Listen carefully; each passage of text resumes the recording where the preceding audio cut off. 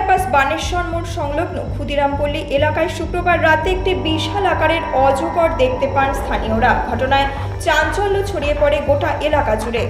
অজগর দেখতে প্রচুর মানুষের ভিড় জমে যায়।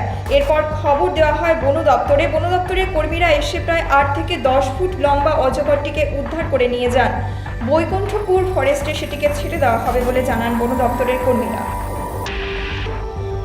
এই বানেশ্বর মোড়ের এখান থেকে আমাদের কাছে খবর আসে, তো আমরা আসলাম, সাপটাকে নিয়ে যাচ্ছি রেঞ্জে। আমাদের বড়বাবু যেখানে ছাড়তে বললো আমরা বানেশ্বর মোড় সংলগ্ন এলাকা বার্মিস পাইপ। এইভাবে তো বোঝা যাচ্ছে না কিভাবে এসছে, পাশেই জঙ্গল আছে, হয়তো জঙ্গলে খাওয়ার উদ্দেশ্যে আর কি চলে এসছে। ম্যাক্সিমাম 9 ফিট আছে।